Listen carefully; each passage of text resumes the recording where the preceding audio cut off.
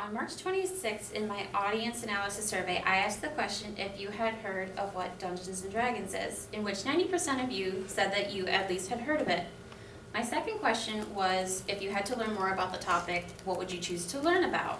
In which 50% of you chose the history. Now, the history of Dungeons & Dragons is actually a fascinating tale. Me, myself, as a child, I was told never to play it because it was satanic. But through my research, I found the history of the game to actually be an incredible one. So today I will be sharing with you how the game was created, how bad publicity nearly destroyed it, and how it has become so popular again today. So first, let's look and see how the game was actually created.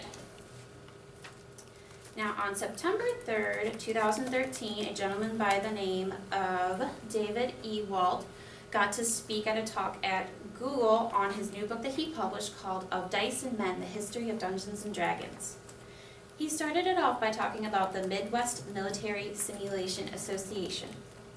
Now, this was a group of gentlemen who, after the Second World War, would come and they would talk about the experience that they had, and they would participate in simulation games, war simulation games. Some of them you may have actually heard of, the game of Risk, but more often than not, they actually look like the one to the right. Now, these were complicated games the problem that occurred with them was that they were actually very unorganized. They would take about 6 hours long to play. 4 hours of it would be arguing over rules. But an important thing was this is where David Arson and Gary Gygax first met, which some of you may know are the actual creators of Dungeons & Dragons.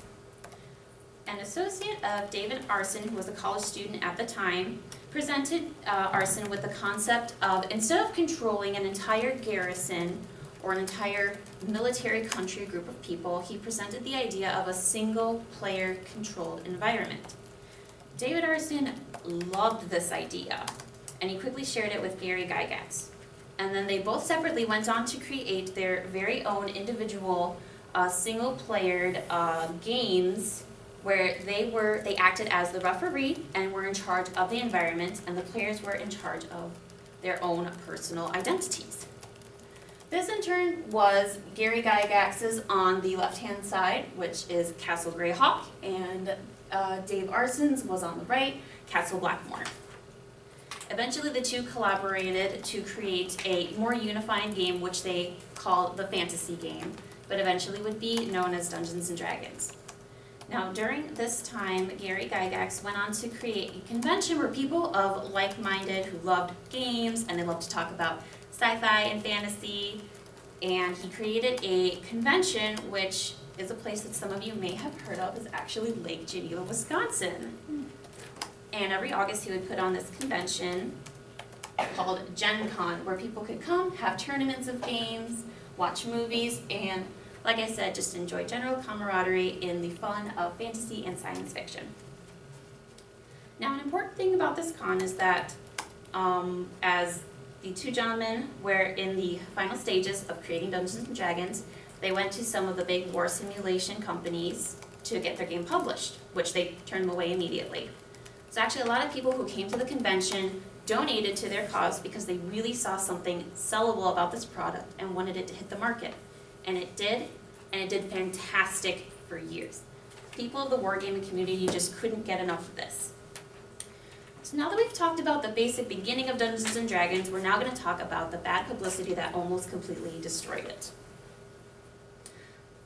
On April 17th, 2016, a gentleman by the name of Clyde Haberman wrote an article called When Dungeons & Dragons Set Off a Moral Panic. A smaller thing that started this was actually the poor marketing of Dungeons & Dragons, which they actually targeted to a lot of outcasts of school. So this is one of their more famous posters called Who Needs to Hang Around? I've Got Dungeons & Dragons.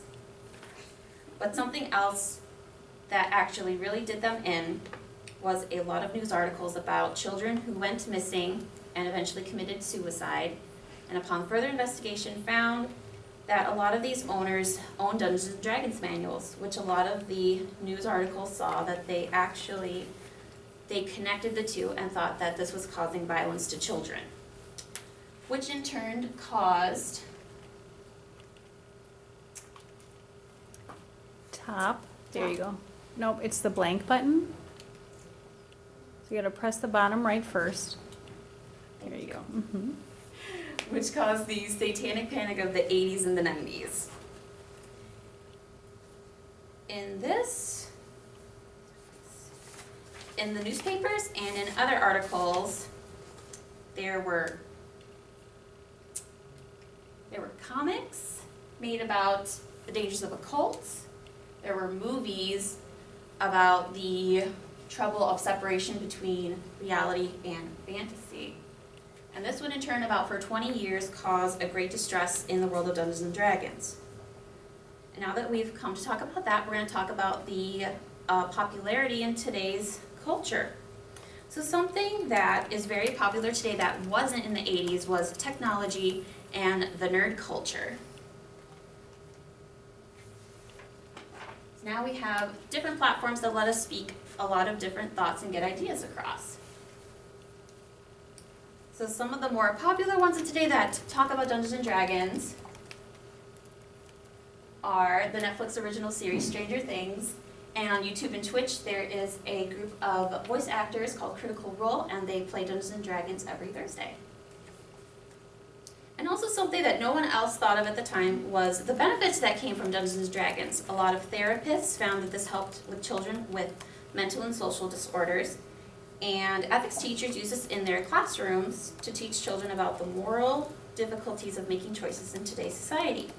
So in conclusion, the history of Dungeons and Dragons is a fantastic tale. I have covered how the game was created, how bad publicity nearly destroyed it, and how Dungeons and Dragons became popular again. From hearing this tale, I'm hopeful that 100% of you will learn from this and may not judge a book by its cover, but from its contents. Thank you.